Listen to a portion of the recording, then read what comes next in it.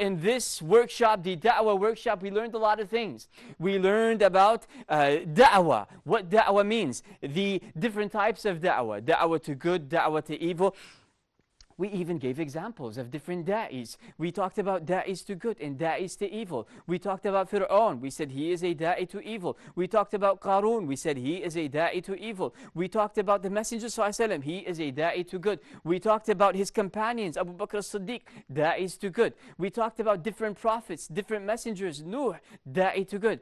Different da'is and different types of da'wah. You have da'wah to good, da'wah to evil. We want to make sure that we call people to the Quran and to the Sunnah of the Messenger of Allah ﷺ, and that is da'wah to good. And we learned a lot of things in this workshop, in this program. We learned so much. I mean, for example, I learned that you could make mistakes and look into and do more research and look into your mistakes and correct it. That's one thing I learned. And our dear viewers who are with us, Assalamu alaikum.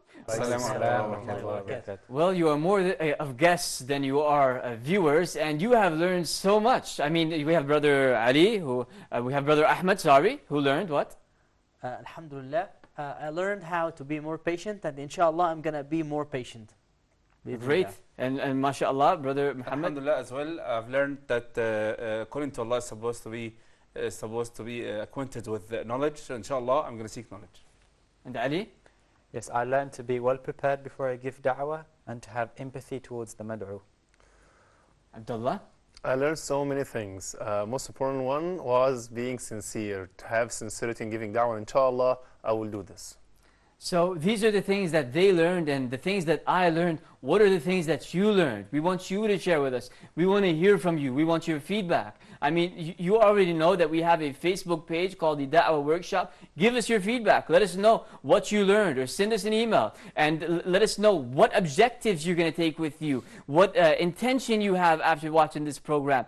Are you going to implement this? Are you going to turn this into actions, inshallah? Are you going to start inviting people to Islam? Are you going to invite them to these 6 pillars of faith? These are the things that we need to make sure that we implement, inshallah. We don't want this to be a waste of time. I mean, if you just watch these episodes, or just a few of these episodes, or all of them, and didn't implement anything, then come on, why did you waste your time? You should have took some notes. It's okay. You know what? If you didn't take some notes, it's okay. I don't mind. But what I want you to do is make sure that you take just one ayah with you, or one hadith, one verse from the glorious Quran, or one hadith, a quote from the Messenger of Allah ﷺ. Take it out there and represent it, implement it, teach it, share it, convey it with the people, because they need you. People need you. People need to hear from you. They need you to say, Allah says this, and the Messenger of Allah ﷺ says this. They need you to act upon this knowledge. They need you to do more research and to seek more knowledge.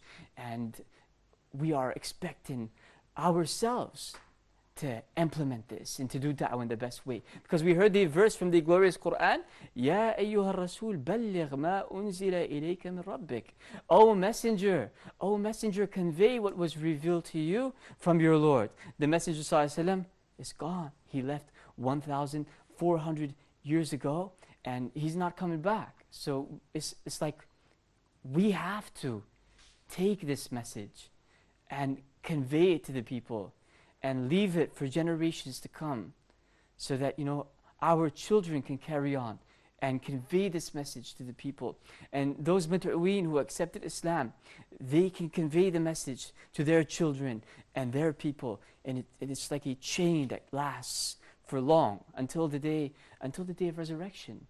And we know the hadith of the Messenger of Allah ﷺ that we talked about. من دعا إلى هدى كان له من الأجر مثل أجور من تبعه لا ينقص ذلك من أجورهم شيئا. And we know that he who calls to Allah, he who calls to the guidance, he gets the reward of those who follow him until the day of judgment, and that reward will not be diminished in any way. the reward is not going to be diminished. You're going to be rewarded for this, inshallah. But just make sure that you have the right intention and you have the knowledge and you're well equipped with the tools and the means that you have so that you could do da'wah in the best way. We're going to take a break and we're going to be back, inshallah, for the second segment of this last episode. We're looking forward to having you. We're going to have a little discussion before we wrap it up, inshallah, with the guests. And we, like I said before, we want your feedback. So don't go anywhere. Stay with us and we'll see you soon, inshallah. Assalamu alaikum. وكفى بالله حسيبا.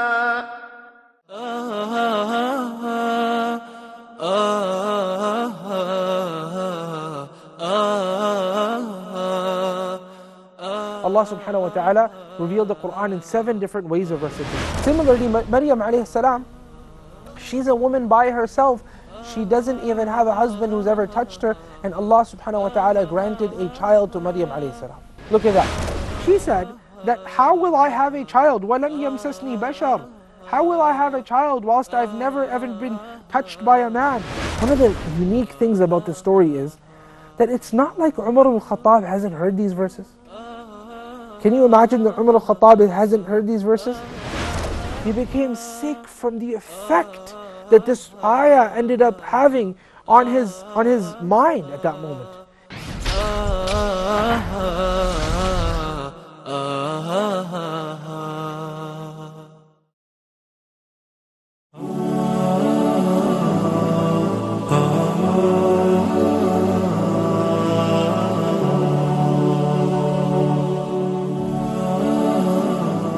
The scholars are the transmitters of the religion of Muhammad sallallahu alaihi wasallam. They carried his message and his legacy generation after another. And they are the one who carried this light to the whole world. The Life of the Muslim Scholars is a new series on Huda TV.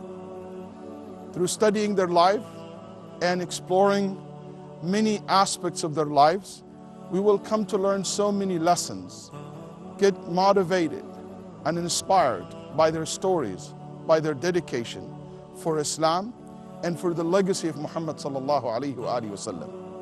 Through this series, I hope that we will be able, inshallah ta'ala, to get motivated not to achieve only success in the akhirah, but in dunya as well. Join me, Walid Basyouni, in this new series on Huda TV about the life of the Muslim scholars. Looking forward having you. Stay tuned.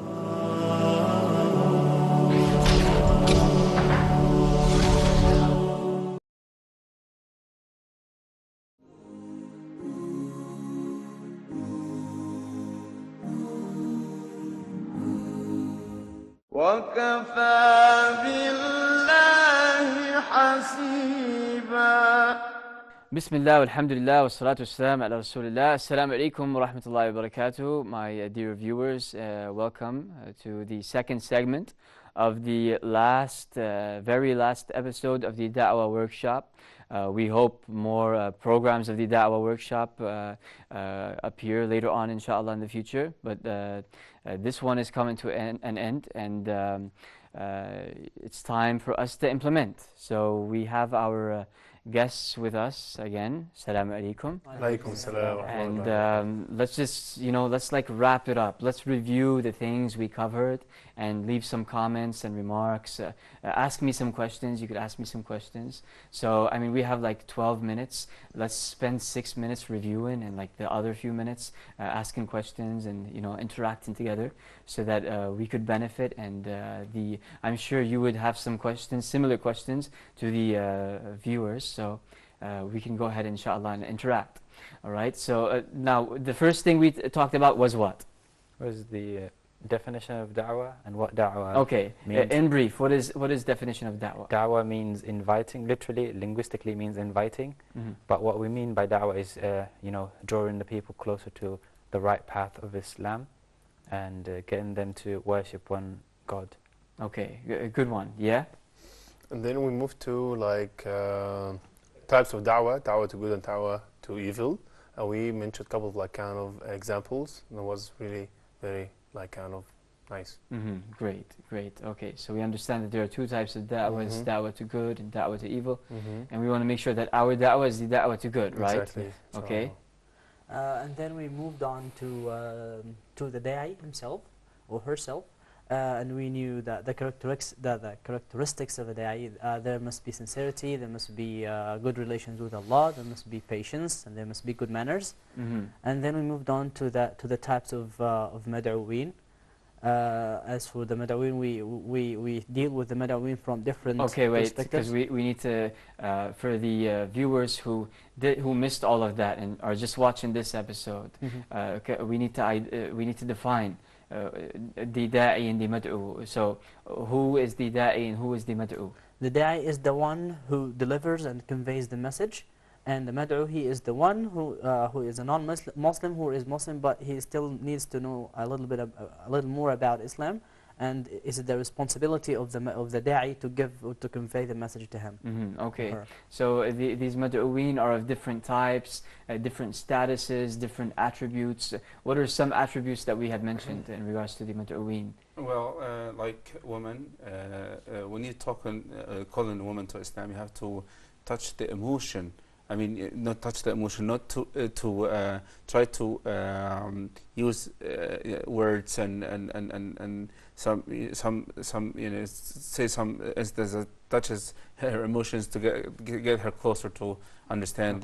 So to be a little more delicate. Yeah, exactly. When giving da'wah or giving a lecture. Yes. That is addressed to the women. Yes. Okay. And what other attributes did we talk about? Of the mad'uween. Yeah, we said, there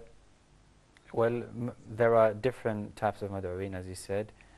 Sometimes the mad'u is could be an atheist. Sometimes the mad'u is a follower of another religion, like a Christian or a Jew. Sometimes the mad'u is a Muslim, but who is far away from the path of Allah. And what about the different ages and the relationship? Yeah, ages, relationships, like also the status. Like when we are just like youth, different from this, and like kind of people are old, their status, are they educated, not educated, are they CEO level, stuff like this. Like you should know the audience. Okay. So when we address the arrogant person, it's different than when we address the humble person. Exactly. Yes. Okay. And we also talked about the methods. Before the methods and before the mad'uween, we talked about the magic stick, and we said there's one characteristic you're going to change about yourself. What was that characteristic? Yeah, the characteristic I wanted to work on was my patience and not to be to get nervous. So you're going to work on that, inshallah, after these episodes? I started. You started working on it. What is one way? I mean, give advice to the viewers regarding that. Well, I used to say astaghfirullah and to make wudu and to try to calm down and to change my position if I'm standing, moving or sitting. So in general, I change my position. Okay, that's a good one. And what you had a characteristic when you had the magic stick in your hand. There's something that you wanted to change about yourself. Could you share that with us? Well, I've learned something that is very, I've learned from you something that was very important, that if somebody's thrown you through a stone, take it and build the house and invite it to it. This is very, very important. Okay, so inshallah you will, I mean, this example is like an analogy, a metaphorical example, yeah? You're not literally going to take the stones and build a house, because I think it would be quite difficult, wouldn't it? Like giving a clue what's supposed to be happening. But you understood the message behind that, right? You read between the lines. And that's something you're going to implement. And you always put yourself in the bottom. I mean, you're better than them, not are better than them, because if they know, like for instance, one ayah and they implement them very good, and you know the Holy Quran and you don't implement very good, so he's better than you. But you convey the message to him. That means that you have more knowledge, but you don't know who is better than the other. Maybe you find somebody who is better than you. Good one. And when you had the magic stick in your hand, what was that one thing that you wanted to change about yourself? Laziness and. Did you start changing? Yes, this program taught me to wake up early, because usually I don't wake up that early and I stay up until late in the night. And this is something that I've been working on and trying to fix my sleep pattern. And also the problem of procrastinating my work and my duties. This is something that I am working on as well. Great. So you're like working on these steps and seeking to improve in that area, Inshallah. to cover every aspect of improvement in your life. Yeah. What is the one thing you wanted to change about yourself, the magic stick? It's pretty much like the same as you said, like laziness, but like in the matter of like seeking knowledge itself. Because we always procrastinate, but I'm not procrastinating like going to the gym or like kind of with my work. Procrastinate like seeking knowledge sometimes. But inshallah, and I'm taking already like serious step or steps like kind of to get more knowledge, inshallah. Not to be like kind of listening or seeking the authentic Islamic knowledge, inshallah. To be able to like give da'wah. Great. Great. And we also talked about the da'i smart start, consulting, competing with other da'is. We said be a wise maker of decisions, judge others responsibly. We talked about the benefits of da'wah, the objectives of da'wah. You will have to look all into this again if you have missed this, and if you haven't missed it, then alhamdulillah, you already know what was covered, and I mean, it's time that you're going to implement this, inshallah. And there is we said we're going to leave a few minutes at the end of this segment for questions. So I'm sure some questions probably popped up or came to your mind as I was speaking and sharing this information with you. Do you have any questions you want to ask? Yes, I have a question, which is what's going to happen? What's going to happen if I don't call to Allah? What's going to happen if you do not call to Allah? This is a good question. If you have knowledge and you don't call to Allah, the first thing that's going to happen is that Allah is going to replace you with somebody else who has knowledge and who is going to call to Allah. That's the first thing in the dunya. The second thing, in the akhirah, Allah subhanahu wa ta'ala is going to question you and ask you why you didn't convey the message. Well, having the knowledge, and if you did it out of laziness or out of stubbornness, then according to the Quran and the Hadith, there is a punishment, unless if Allah forgives you. So I want you to ask Allah subhanahu wa ta'ala for me and for other brothers, and to be avoided from this thing, inshallah. Inshallah. Just make the intention, inshallah, and do something, and Allah will help you. You just, you plant the seed, and the tree grows. So you just put in any efforts, and you will see a change, inshallah. Yeah. Well, I have a couple of questions. And the first is, how can I get to know more and more about social intelligence and emotional intelligence? That's the first question. The second question, how can I be professional in the Go Rap way? Okay, these are two good questions as well. The first one is, how can I learn more about social intelligence, and how can I also not only learn it, but you want to train it to others as well, you mean? Or do you mean you want to learn it for yourself? If you want to learn it for yourself, then you should definitely look into books of social intelligence, or enroll in this online academy called WizIQ, WizIQ College of Soft Skills. That's www.wiziq.training. That is an online college under my supervision, where we have courses of different skills: social intelligence, emotional intelligence, time management, different things which are beneficial in that field if you want to use it and implement it for da'wah. And the second question was, if you could, I cannot recall, if you could just come again. The second question, I like the way Go Rap, but how can I be professional? How could you be professional in the Go Rap? Yeah. Now, we understand what the Go Rap is: God's existence, oneness, revelation, and prophethood.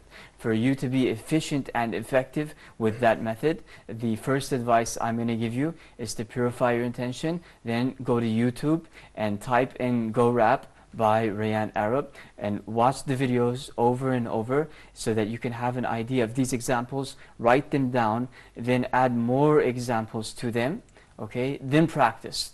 Practice first with yourself. After you practice with yourself, search for a person who you feel will accept this message and try it with him, the Go Rap. method, inshallah. Inshallah. Yes? My question is, what about those who didn't receive the da'wah or didn't receive the message of Islam properly, or at least they had a distorted image of Islam in their minds? What's going to happen to them on the Day of Judgment? For those people, it is their responsibility to continue to learn after receiving that distorted message. It is their responsibility for them to do more research on Islam. So let's say, for example, he learned that Islam is based on 5 pillars, but he also saw that some Muslims are terrorists. Yeah. Now, if he saw that, then it is his responsibility to search more about this and to see the sources, the Quran and the Sunnah. Does it say for you to kill or not? If it says for you to kill, then okay, then this is probably a religion that promotes terrorism. But if it doesn't say that, then it's their responsibility. They're going to be held accountable on the Day of Judgment. Yes. They're going to be judged if they chose to move away. And if they received a distorted message from a da'i because of a da'i, then we blame the da'i, and we also give the mad'u the obligation on seeking more and learning more, because he cannot judge the whole deen based on one person. Yes. Now, this was a great opportunity for us to share information, knowledge, for us to get together, alhamdulillah. And I'm really looking forward to doing any kind of da'wah. I'm speaking to you as a brother right now, let alone us being in the studio and all of this. This is from heart to heart. I'm really looking forward for us to do da'wah together, inshallah. And if we don't, at least you have this information, do it. Go out there and do da'wah in the right way. And if you want to gain more knowledge, my online college of da'wah, himmacollegeofda'wah.com. That is www.himmacollege.com. Enroll in that college and learn as much as you can about da'wah. We have courses in da'wah, fiqh, tawheed, tafsir, hadith, all that. You're going to equip yourself with the correct knowledge, inshallah. Okay, and further look into the book, Basic Da'wah 101, which you will find online on my website. So, this was a great opportunity, and too sad, it's coming to an end. Yes, it is. Unfortunately. But all I'm going to say is what the Messenger of Allah ﷺ recommended us to say when somebody does good to you. Jazakumullah khair. May Allah reward you immensely for being patient with me and to me, and for listening. And I also want to thank the people in the background, people behind the cameras, the producers, the directors. I want to tell them Jazakumullah khair. And I also want to say Jazakumullah khair to the viewers who are watching this, and those who watch this, those who are going to implement these teachings, inshallah. Take the advantage as you are living and do da'wah. Call to the way of your Lord with wisdom and fair preaching, because Allah subhanahu wa ta'ala is waiting to see you put in any efforts for this deen. So you just put in the seeds and watch the trees grow, and you will see great results. And even if you don't, your da'wah will move forward for generations, and people will accept your message eventually, inshallah. So action speaks louder than words. This is the da'wah workshop, and this is the conclusion. We hope to see you, inshallah, in another program soon. Jazakumullahu khairan once again. Thank you very much for watching. Barakallahu feekum. Wassalamu alaikum wa rahmatullahi wa barakatuhu.